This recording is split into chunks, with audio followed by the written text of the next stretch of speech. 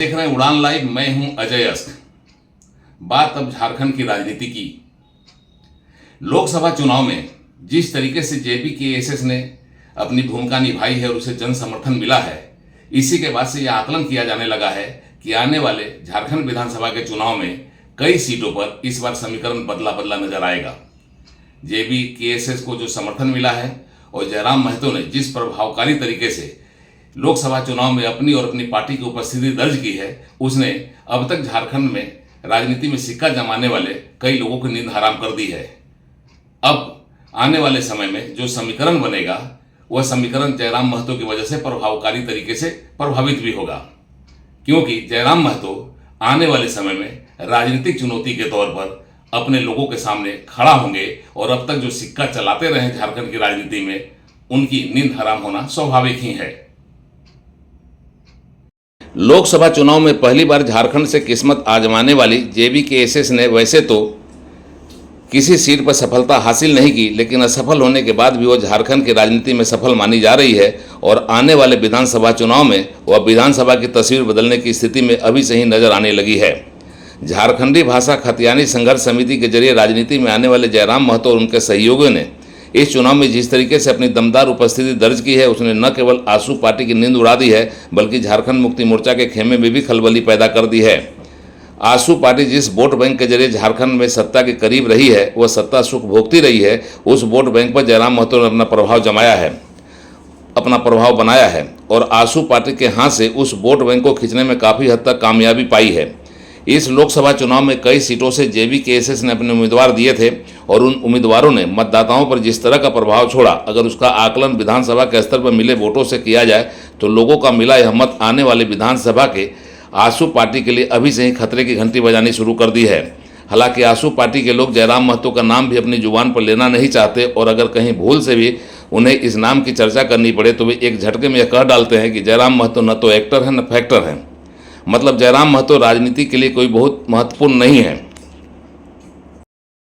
इस चुनाव में झारखंड में राम और जयराम कितना फैक्टर करेंगे? मुझे लगता है कि इस फैक्टर या जो एक्टर जो भी बोल रहे हैं आप, ये यहाँ मेरे दृष्टि से यहाँ कोई एक जगह पर या एक नाम से नहीं चलेगा। यहाँ कितने नाम आएंगे, राम के आसपास कितने नाम आएंगे, कितने नाम जुड़ेंगे और सबसे बड़ा जवाबदेही है कि राजनीति को गंभीरता से लेना पड़ेगा। लेकिन लोकसभा चुनाव की कई विधानसभा सीटों पर जयराम महतो उनके पार्टी के लोगों ने जिस तरह से वोट लिया है, वह बता रहा है कि आने वाले विधानसभा चुनाव में जयराम महतो को नकार कर उन्हें न एक्टर न फैक्टर बताने वाले बेहद चिंतित हैं, क्योंकि उन्हें दिखने लगा है कि जयराम महतो राजनीति में एक एक्टर भी है, फैक्टर भी है और युवा वर्ग का एक कैरेक्टर भी है। गिरिडीह लोकसभा क्षेत्र से चुनाव लड़ रहे जयराम महतो को जो वोट मिला है, वह यह भी बताता है कि आने वाला समय राजनीति में जयराम महतो का होगा।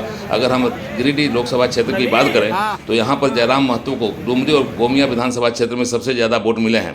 मतलब एक तरफ मोदी फैक्टर के साथ चुनाव लड़ रही आसू, दूसरी ओर महागठबंधन की शक्ति के साथ चुनाव मैदान में उतरा झारखंड मुक्ति मोर्चा पूरी शक्ति से लगा रहा। बावजूद इसके अकेले जयराम महतो ने अपनी ताकत से इस दोनों क्षेत्रों पर बढ़त बनाई। 5 लाख के आसपास ऐसे हमारे मजदूर हैं जो पलायन कर चुके हैं, तो उनके लिए एक बेहतर पॉलिसी का निर्माण हो। जो स्थानीय निजी प्राइवेट कंपनियां हैं, वहां भी 75% का रूल को लागू किया जाए, प्रभावी रूप से लागू किया जाए। और साथ ही साथ कुछ आपको अपने आइडियाज़ से कुछ छोटे छोटे लघु उद्योग, कुटीर उद्योग, इन पर चर्चा करना होगा, इन पर आपको इन्वेस्ट करने के लिए लोगों को प्रेरित करना होगा। और साथ ही साथ एक बेहतर पॉलिसी के साथ जो भी कंपनी अगर यहाँ आएगी, एक बेहतर पॉलिसी के साथ आए, उनका स्वागत करेंगे और मुझे लगता है कि तभी जाकर इस राज्य की, इस लोकसभा क्षेत्र की जो समस्याएं हैं, उनका धीरे निदान होगा।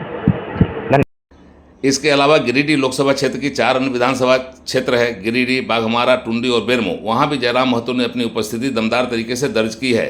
इसी तरह से अगर बात की जाए ईचागढ़ विधानसभा क्षेत्र और आसू पार्टी के सुप्रीमो सुदेश महतो के प्रभाव वाला सिल्ली विधानसभा क्षेत्र का, तो वहाँ भी जयराम महतो के साथ खड़ा मिला वहाँ का मतदाता, वहाँ के लोग। मतलब साफ है, जयराम महतो अभी से ही झारखंड विधानसभा के आने वाले चुनाव के लिए यह संकेत देने लगे हैं कि लोकसभा में भले ही सफलता नहीं मिली, पर विधानसभा की कई सीटों पर जयराम महतो की जीत पक्की है।